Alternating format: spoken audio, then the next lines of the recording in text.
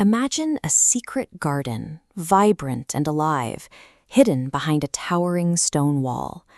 The person who lives there has been told for so long that the soil is contaminated and the flowers are toxic that they've started to believe it. They hang a warning sign and lock the gate, standing outside their own life. In psychology, this is the defectiveness and shame schema. It is a deep structural conviction that you are irretrievably damaged at your core, and that if anyone got close enough to see the real you, they would inevitably reject you. Guilt focuses on an action. It's the feeling that you did something bad. But shame turns that focus entirely inward. It targets identity, convincing you that you are something bad. In adult life, this manifests as an acute hypersensitivity to even mild criticism. You might feel like an imposter despite a long list of real achievements, or find yourself unable to believe a simple compliment because it contradicts the record of your own worth. Social interaction becomes a constant, exhausting process of managing proximity. You heavily edit what you share and curate a polished exterior, making sure that nobody gets close enough to see the perceived flaws you've spent years trying to hide. The tragedy of this architecture is the isolation it creates. You spend your life bracing for a rejection that exists only in the history of the wall you've built. Children do not wake up one day and decide they are inherently bad. That belief is constructed for them by the environment they grow up in. The first stones are laid by caregivers who attack a child's character rather than their behavior. It builds through chronic contempt, being treated as a burden, or the profound trauma of abuse, which a child often internalizes as proof of their own wrongness. Middle childhood and adolescence add more layers. You see it in unfavorable comparisons to siblings, the ridicule of bullies, or love that is only granted when you maintain a perfect image. A child in these environments reaches a survival-based conclusion. If the people meant to love and protect me treat me this way, the defect must be in me. The wall of shame you carry as an adult is actually a relic. It was an attempt by a child to make sense of an unsafe world where they were never properly mirrored or valued.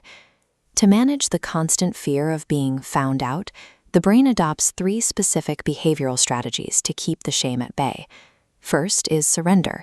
You accept shame as truth, tolerating mistreatment because it feels deserved. Second is avoidance. Keeping relationships surface level ensures the defect remains secret. Third is overcompensation. You build a flawless exterior, an armor of success hiding the decay you fear is underneath. But these external behaviors are driven by an internal war. Within your mind, different psychological modes compete for control. You may hear the punitive parent mode, an internal voice that attacks you with contempt. This triggers the defective child mode, the part of you that still carries the original weight of being unwanted or wrong. This creates the shame spiral. A perceived judgment triggers shame, which leads to withdrawal. Because you withdraw, you never experience the positive connection that could disprove the schema, reinforcing your belief that you must keep hiding. These defenses are effective at preventing exposure, but they are equally effective at preventing love. They protect the secret, but they guarantee isolation. Healing begins with the difficult work of observing these internal voices, rather than simply obeying them. It requires enough distance to see that the punitive parent in your head is an inherited critic, not an accurate reporter. Recovery happens as you realize that shame has functioned like a distorted lens, smudging every good quality and highlighting every flaw. Once you recognize that the lens itself is the problem, you can begin to look at yourself through a clearer, more compassionate perspective. You dismantle the wall through small, vulnerable risks. This might mean sharing a hidden thought with a safe friend, or practicing the act of accepting a compliment without immediately explaining why it isn't true.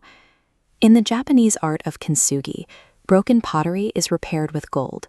The fractures are not hidden away, they are illuminated, turning the history of the break into a visible and valuable part of the object's new identity. The walls of concealment were built to protect a child from rejection. But as you open the gate, you find that the person behind those walls was never unworthy of being seen.